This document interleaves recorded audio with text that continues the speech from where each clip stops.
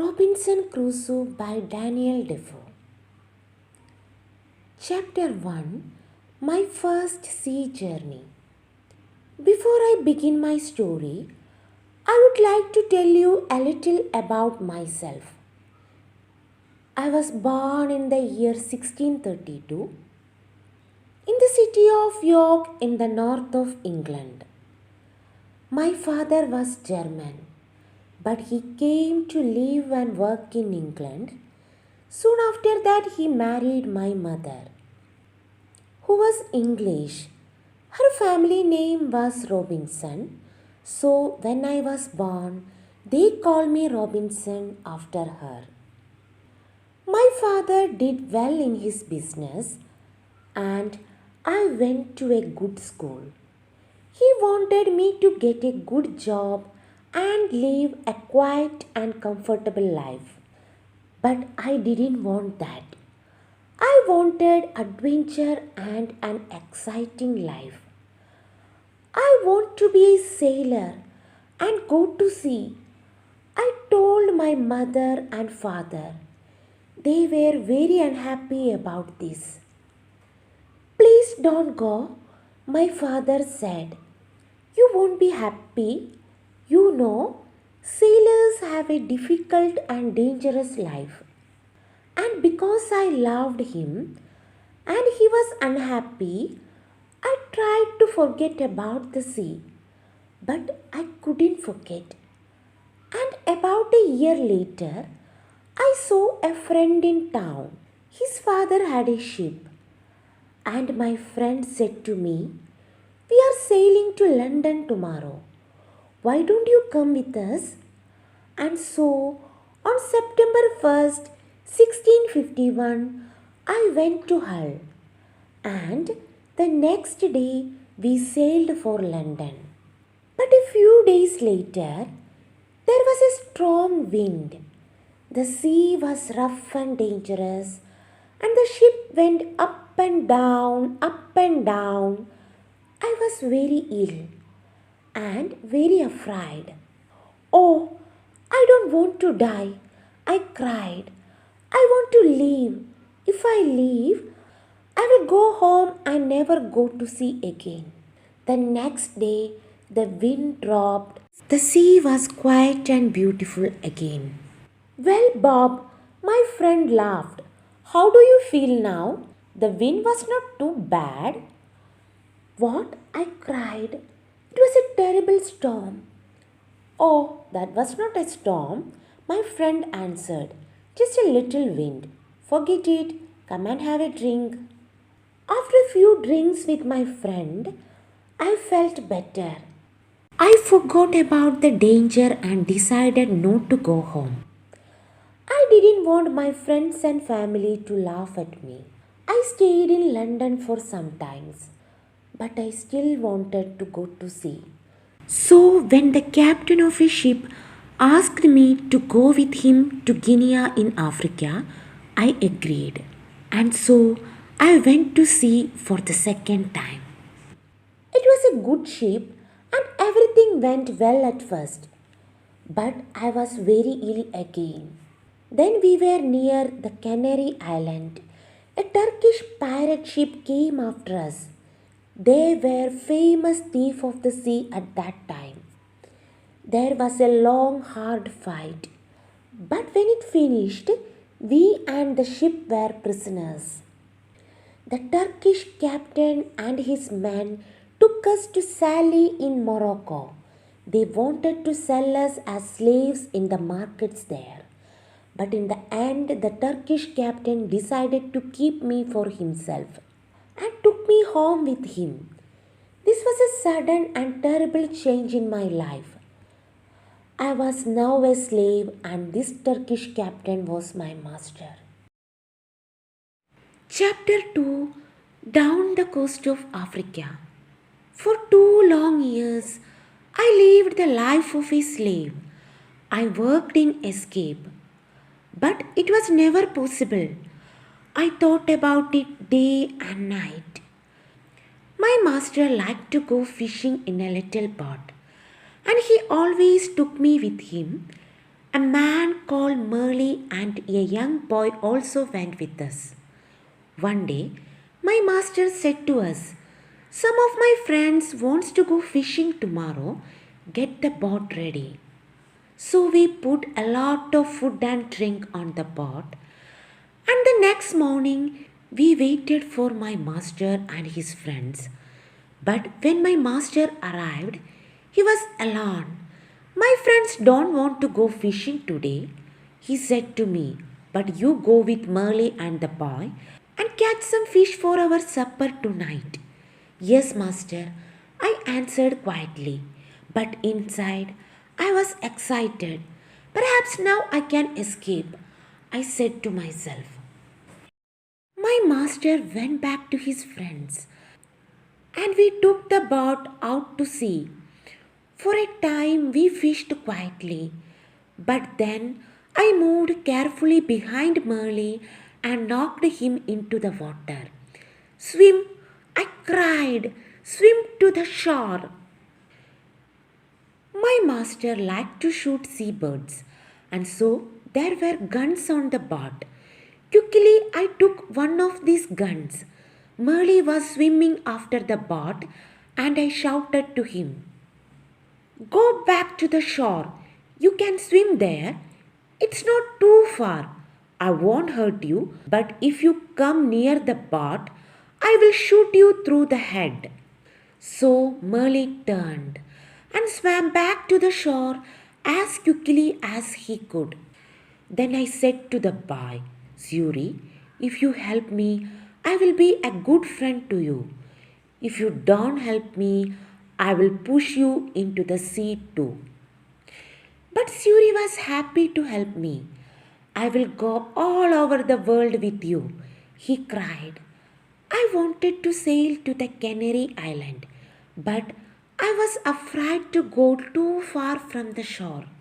It was only a small boat, and so we sailed on south for some days. We had very little water, and it was dangerous country here with many wild animals. We were afraid, but we often had to go on shore to get more water. Once I used a gun to shoot a wild animal. I don't know what animal it was, but it made a good meal. For about 10 or 12 days, we sailed on south, down the coast of Africa. Then, one day, we saw some people on the shore. Strange, wild people who did not look friendly. But now we had very little food and we really needed help. We were afraid, but we had to go on shore. At first, they were afraid of us too. Perhaps white people never visited this coast. We did not speak their language, of course, so we used our hands and faces to show that we were hungry. They came with food for us, but then they moved away quickly. We carried the food to our boat and they watched us. I tried to thank them, but I had nothing to give them. Just then, two big wild cats came down to the shore from the mountains. I think they were leopards. The people were afraid of these wild cats, and the women cried out. Quickly, I took a gun and I shot one of the animal. The second wild cat ran back into the mountains. Guns were new to these African people, and they were afraid of loud noise and the smoke. But they were happy about the dead wild cat. I gave them the meat of the dead animal, and they gave us more food and water. We now had a lot of food and water, and we sailed on. 11 days later, we came near the Cape Verde Islands. We could see them, but we couldn't get near because there was no wind. We waited. Suddenly, Suri called to me, "Look, a ship." He was right. We called and shouted and sailed our little boat as fast as we could. But the ship did not see us. Then I remembered the guns, which made a lot of smoke. A few minutes later, the ship saw us and turned. When we were on the ship, the Portuguese captain listened to my story. He was going to Brazil and agreed to help me, but he wanted nothing for his help. No, he said when I tried to pay him. Perhaps one day someone will help me when I need it. But he gave me money for my boat and for Suri too. At first, I did not want to sell Suri as a slave. After all our dangerous adventures together, but Suri was happy to go to the captain. And the captain was a good man. In 10 years' time, he said Suri can go free. When I arrived in Brazil 3 weeks later, I said goodbye to the captain and Suri, left the ship and went to begin a new life. Chapter 3: The Storm and the Shipwreck. I stayed in Brazil and worked hard for some years. By then, I was rich, but also bored. One day, some friends came to me and said, "We are going to Africa to do business. Why don't you come with us? We will all be rich after this journey." How stupid I was! I had an easy, comfortable life in Brazil, but of course I agreed. And so, in 1659, I went to sea again. At first, all went well, but then there was a terrible storm. For 12 days, the wind and the rain did not stop. We lost 3 men in the sea, and soon the ship had hole in its sides. "We are all going to die this time," I said to myself. Then, one morning, one of the sailors saw land. But the next minute, our ship hit some sand just under the sea. The ship could not move, and we were really in danger now. The sea was trying to break the ship into pieces, and we had very little time. Quickly, we put a boat into the sea and got off the ship. But the sea was very rough, and our little boat could not live for long in that wild water. Half an hour later, the angry sea turned our boat over, and we were all in the water. I looked round for my friends, but I could see nobody. I was alone. That day I was lucky, and the sea carried me to the shore. I could not see the land, only mountains of water all around me. Then suddenly I felt the ground under my feet.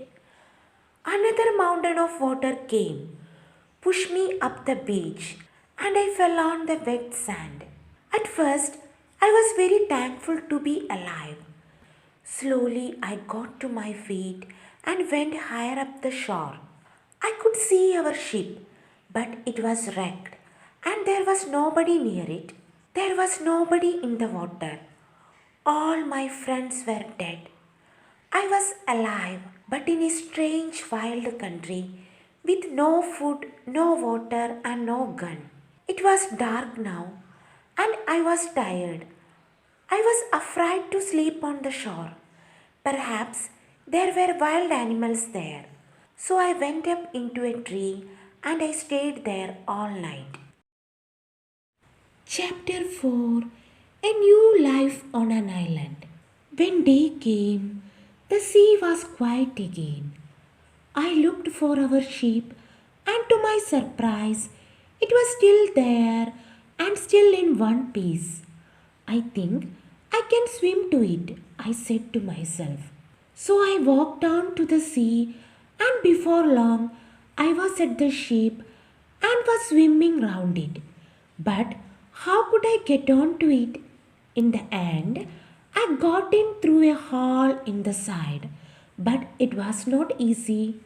There was a lot of water in the ship. but the sand under the sea was still holding the ship in one piece.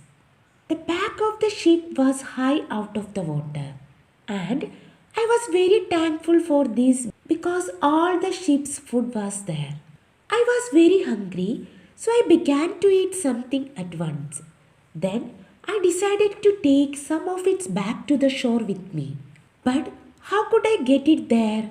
I looked around the ship, and after a few minutes, I found some long pieces of wood. I tied them together with rope. Then I got things that I wanted from the ship. There was a big box of food, rice and salted meat, and hard ship's bread. I also took many strong knives and other tools. The ship sails and ropes, paper, pens, books, and 7 guns. Now I needed a little sail from the ship, and then I was ready, slowly and carefully. I went back to the shore. It was difficult to stop my things from falling into the sea, but in the end I got everything onto the shore. Now I needed somewhere to keep my things. There were some hills around me, so I decided to build myself a little house on one of them. I walked to the top of the highest hill and looked down. I was very unhappy because I saw then that I was on an island.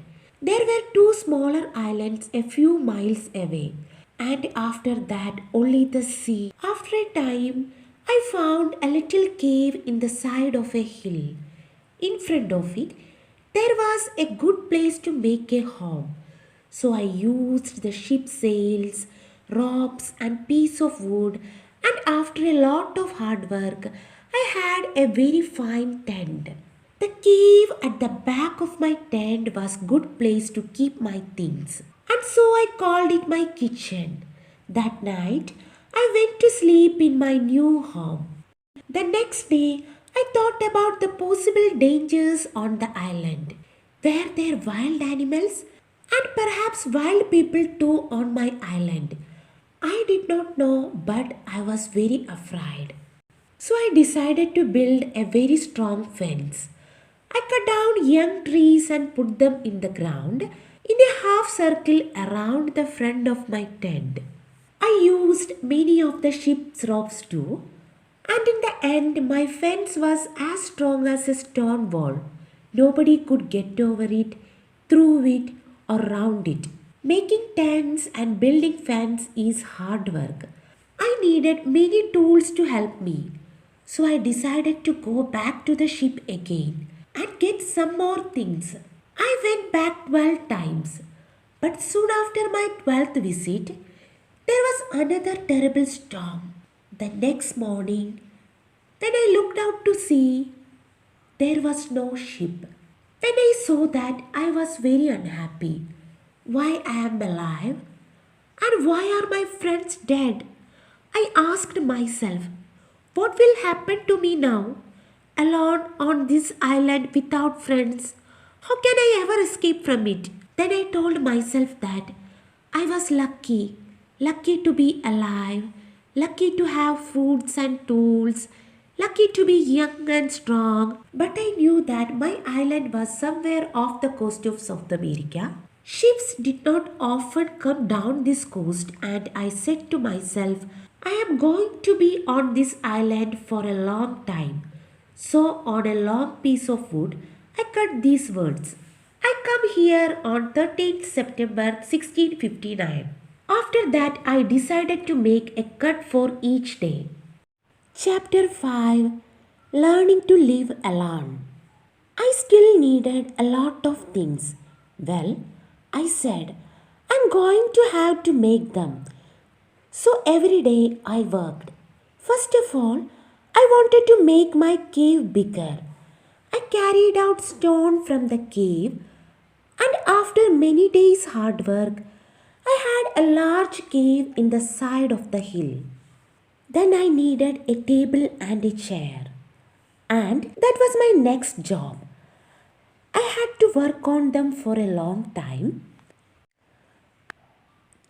I also wanted to make places to put all my food and all my tools and guns. But every time I wanted a piece of wood, I had to cut down a tree. It was a long, slow, and difficult work. And during the next month, I learned to be very clever with my tools. There was no hurry. I had all the time in the world. I also went out every day and I always had my gun with me. Sometimes I killed a wild animal and then I had meat to eat. But when it got dark, I had to go to bed because I had no light. I couldn't read or write because I couldn't see.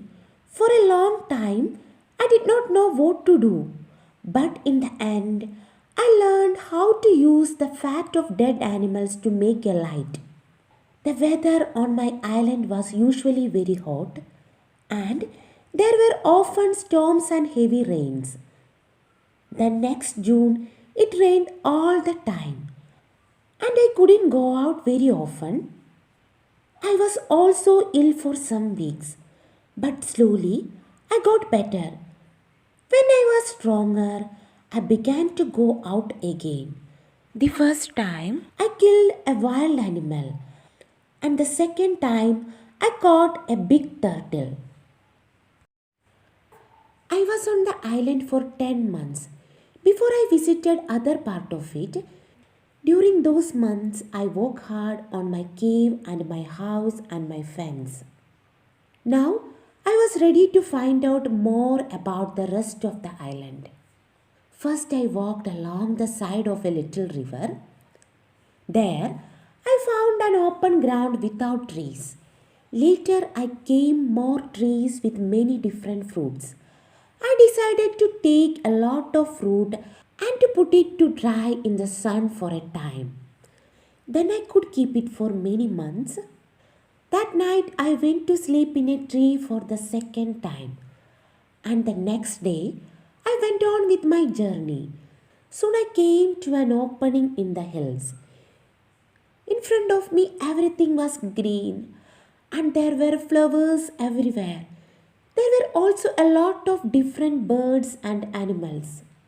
I saw that my house was on the worst side of the island. But I did not want to move from there. It was my home now. I stayed away for 3 days. And then I came home. But I often went back to the other greener side of the island. And so my life went on. Every month I learned to do or to make something new. But I had troubles and accidents too. Once there was a terrible storm with very heavy rain. The roof of my cave fell in and nearly killed me. I had to build it up again with many pieces of wood. I had a lot of food now. I cooked it over a fire or tried it in the sun. So I always had meat during the rainy months when I could not go out with a gun.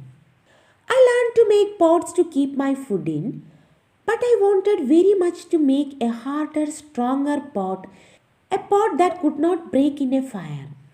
I tried many times, but I could not do it. Then one day I was lucky. I made some new pots and put them in a very hot fire. They changed color, but they did not break. I left them there for many hours. And when they were cold again, I found that they were hard and strong. That night, I was very happy. I had hot water for the first time on the island. By then, I also had my own bread. That was luck too. One day I found a little bag. We used it on the ship to keep the chickens' food in. There was still some of the food in the bag, and I dropped some of it onto the ground.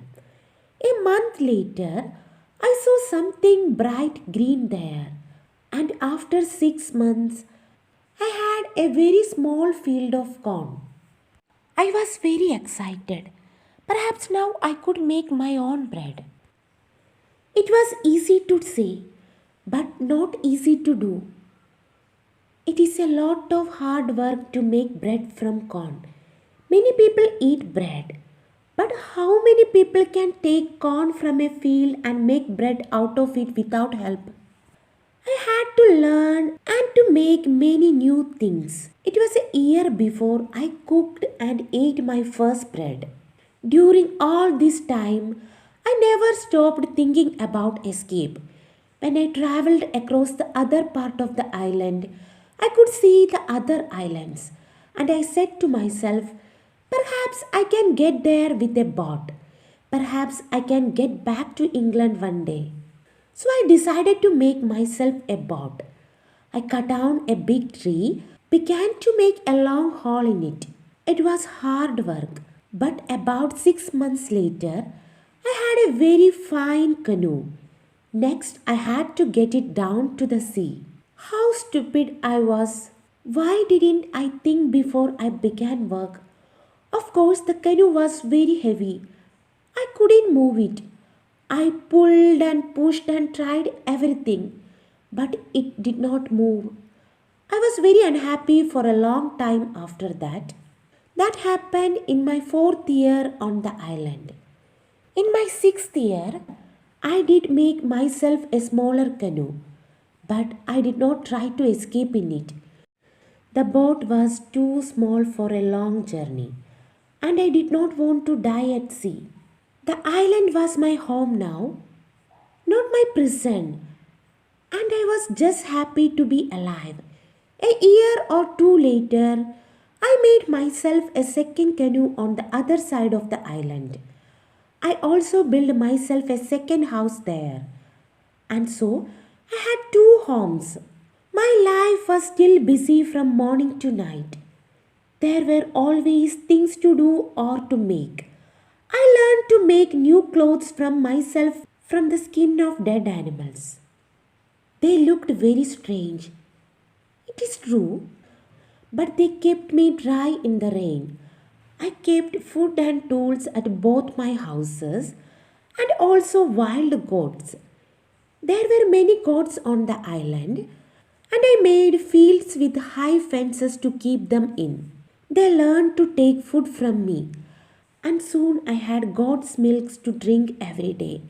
I also worked hard in my cornfields, and so many years went by. Chapter 6, A Footprint. Then one year, something strange and terrible happened. I often walked along the shore, and one day I saw something in the land. I went over to look at it more carefully and stopped in sudden surprise. It was a footprint, the footprint of a man. Who could this be? Afraid, I looked around me. I listened. I waited. Nothing. I was more and more afraid. Perhaps this man was one of those wild people who killed and ate other men. I looked everywhere, but there was nobody and no other footprint. I turned and hurried home. There is someone on my island. I said to myself, perhaps he knows about me. Perhaps he is watching me now from behind a tree. Perhaps he wants to kill me. That night I couldn't sleep. The next day I got all my guns ready and put more wood and young trees around my house. Nobody could see me now. But after 15 years alone on this island, I was afraid and I did not leave my cave for 3 days. In the end, I had to go out to milk my goats. But for 2 years, I was afraid. I stayed near my home and I never used my guns because I did not want to make a noise. I could not forget the footprint, but I saw and heard nothing more. And slowly I began to feel happier. One day, a year later, I was over the west side of the island. From there, I could see the other islands. and I could also see a boat far out to sea. If I have a boat, I thought it's easy to sail across to this island. Perhaps that explains the footprint. It was visited from one of the other islands.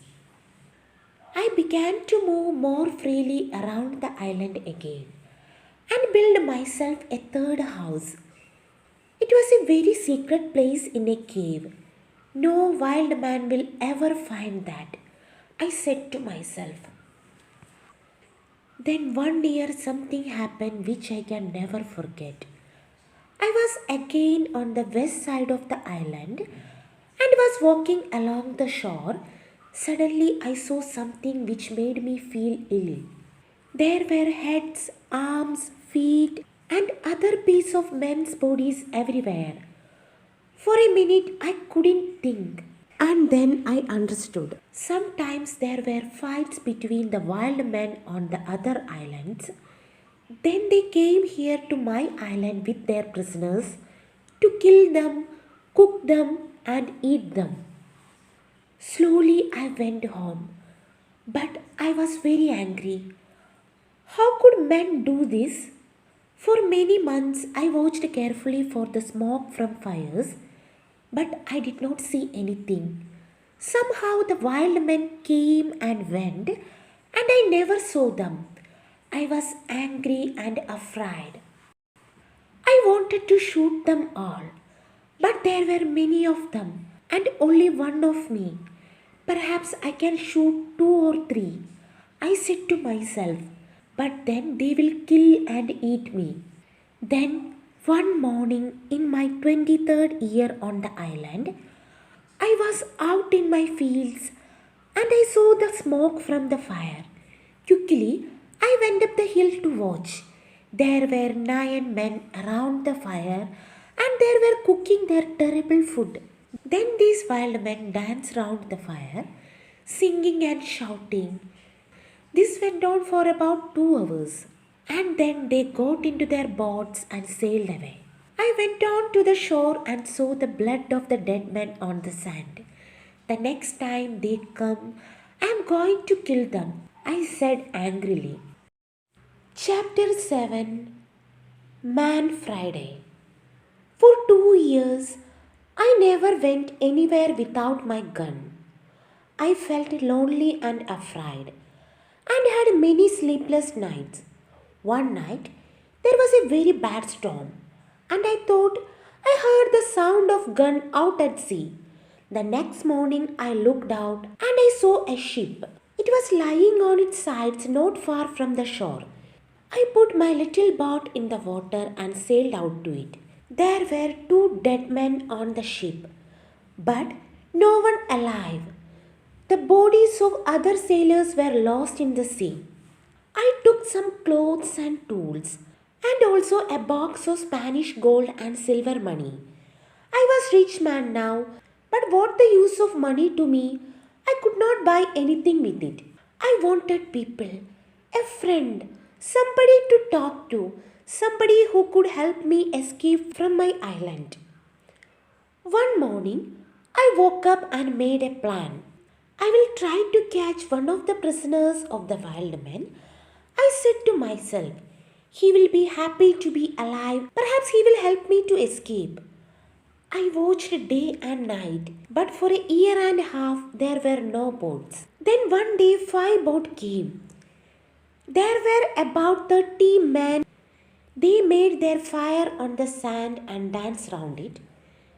Then they killed one of the prisoners and began to cook their terrible meal. The second prisoner waited under the trees, with 2 men to watch him. Suddenly the prisoner turned and ran.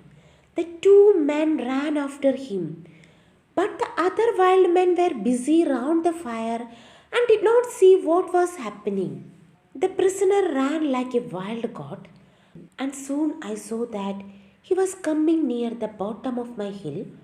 As fast as I could, I ran down the hill and jumped out of the trees between the prisoner and the 2 wild men. I hit the first man with the wooden end of my gun and he fell down, but I had to shoot the second man. The poor prisoner did not move. He was afraid of the noise of my gun. I called to him and tried to show him that I was friendly. Slowly, he moved nearer to me. But just then, the first wild men began to get up from the ground.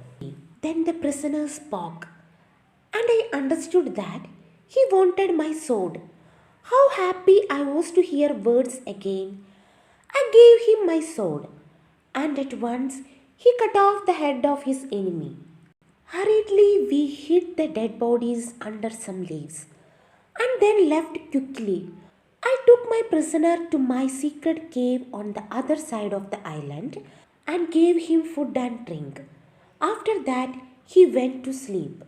He was a fine young man, about 25 years old, tall and well built, with a kind face and a nice smile. He had brown skin, black hair, bright eyes, and strong white teeth. I decided to give him the name of Man Friday because I first saw him on a Friday. When he woke up in the morning, he ran out to me. I was milking my goats in the field, and he got down on the ground and put his head near my foot. I understood that he was thanking me, and I tried to show him that I was his friend. I began to teach him to speak English, and soon he could say his name, Master, and yes and no. How good it was to hear a man's voice again. Later that day, we went back to my first house. We went carefully along the beach, but there were no boats and no wild men, just blood and bones all over the sand. I felt ill, but Friday wanted to eat the piece of men's bodies which were still on the ground. I showed him that this was terrible for me, and he understood. When we got to my house, I gave Man Friday some trousers, and I made him a coat and a hat. He liked new clothes very much. Then I made him a little tent to sleep in. But for a few weeks, I always took my gun to bed with me.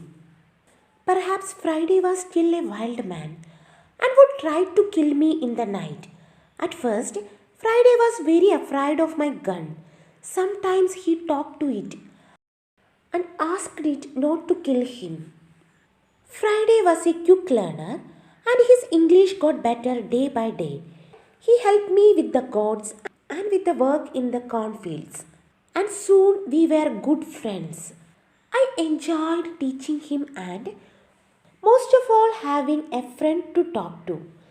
This was the happiest of all my years on the island. Friday and I lived together happily for 3 years. I told him the story of my adventures and about the life in England. And he told me about his country and his people. One day, we were at the top of the highest hill on the island and we were looking out to sea. It was a very clear day and we could see a long way. Suddenly, Friday began to jump up and down, very excited. What's the matter? I said. Look, master, look. Friday cried. I can see my country. Look over there.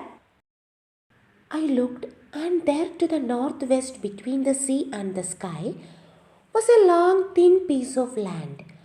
I learned later that it was the island of Trinidad and that my island was in the mouth of the river Orinoco on the north coast of South America. I began to think again about escape. Perhaps Friday wanted to go home too. Perhaps together we could get to his country. But what then? Would Friday still be my friend? Or would his people kill me and eat me? I took Friday to the other side of the island and showed him my big canoe. It still lay under the trees. It was very old now, and there were holes in the wood. Could a boat like this sail to your country, Friday? I asked him. Oh yes, he answered. A boat like this can carry a lot of food and drink. Then we will make another canoe like it, and you can go home in it, I said. But Friday looked very unhappy. Why are you angry with me? He asked. What have I done? Why do you want to send me home? But I thought you wanted to go home, I said. Yes, but you must come with me. Kill me if you want, but don't send me away from you. Then I saw that Friday was a true friend, and so I agreed to go with him. We began to work on the canoe at once. Friday chose the tree himself. He understood wood better than I did, and we cut it down.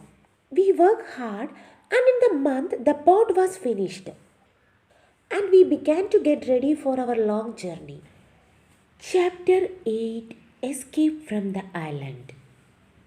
I was now in my 27th year on the island, and I did not want to be there for another year. We worked hard to get the corn in and to make a lot of bread. We had dried fruit and salted meat and big pots to keep water in. One evening, Friday went out to look for a turtle for meat and eggs, but less than an hour he was back and he looked very afraid. Master, Master, he cried, there's a great ship near the island and men are coming to the shore in a boat. I jumped up and ran with him down to the shore. To great my surprise, I saw that it was an English ship. But why was it here? English ships never came to this way. Perhaps they were pirates. Don't let them see you, Friday, I called. We will hide in the trees and watch. There were 11 men in the boat, but 3 of them were prisoners. Their arms were tied with rope, but their legs were free and they could walk. The other sailors pushed the 3 prisoners up the beach, laughing and shouting and hitting them. Then some of them sat down on the sand and began to drink. Others walked away to look at the island. And 2 men stayed to watch the boat. And 3 prisoners walked slowly along the beach and sat down under a tree not far from us. They looked very unhappy. Very quietly, I came up behind them through the trees and called out to them in English. Don't be afraid, I said. I am an Englishman. Perhaps I can help you. The 3 men turned and looked at me. They did not answer at once. They were too surprised. Perhaps they thought I was a wild man myself, in my strange home, made clothes of animal skins, and with my long hair and beard. Then the oldest man spoke. I am the captain of that ship, he said, and these 2 men are my first and second officers. Last night there was a mutiny, and the seamen took the ship from me. Now they are going to leave the 3 of us here to die on this island. Do these mutineers have guns? Only 2, he answered, and they have left those on the boat.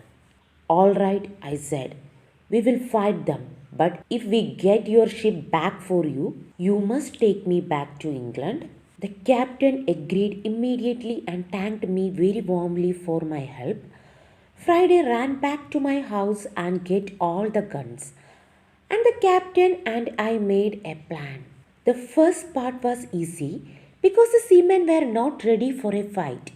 We shot the 2 men at the boat, and the captain shot another man. This man, Tom Smith, was the worst of them all. Then the captain talked to the other 5 men, and they agreed to help him. They did not really want to be the mutineers, but they were afraid of Tom Smith. Now I said to the captain, we must get back to your ship. How many men are on it? 26, the captain replied. And they will fight hard because they don't want to go home. It is death of the all mutineers in England, But not all the men are bad. I'm sure that some of them will help you. Just then we saw another boat, which was coming from the ship to the shore. There were 10 men in it, and they all had guns. We ran into the trees and waited. It was a long, hard fight, but now it was dark and this helped us very much. We ran here and there in the trees, calling and shouting. The seamen could not see us and did not know how many men they were fighting. In the end, the first officer shouted to them, "Put down your guns and stop fighting. The captain has 50 island people to help him. We can kill you all." So the seamen stopped fighting and we took their guns. Three of the men agreed to come back to the captain and we put the others in my cave. Friday and I stayed to watch the prisoners while the captain and his men went back to fight for the ship. All night we listened to the sound of guns and shouting. But in the morning, when the sun came up, the captain was the master of his ship again. I went down to the shore to meet him. "My dear friend," he cried, "there's your ship. I will take you to the end of the world in it." I put my arms around him and we laughed and cried together how happy I was to leave the island. My good friend Friday came with me, of course, but we left the mutineers on the island. We decided not to kill them. They could begin a new life on the island. I showed them my tree house, my cornfield, and my God and my all tools. Their life would be easy because all of my hard work for so many years.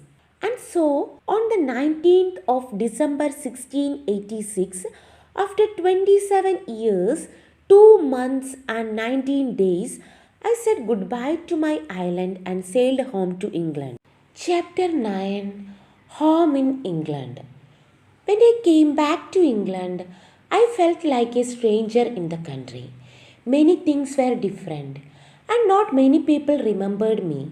I went home to York, but my father and mother were dead, and also my two brothers. I did find the two sons of one of my brothers. They were happy to learn that I was alive, and I was pleased to find some family. After some months, I decided to go down to Lisbon in Portugal. I had friends there who could help me to sell my land in Brazil, and I needed the money. Friday came with me. He was always a good and true friend to me. In Lisbon, I found the Portuguese captain who took me in his ship to Brazil all those years ago. It was good to see him again. Soon I was ready to go home again by land. No more adventures and dangers by sea for me. It was a long, hard journey.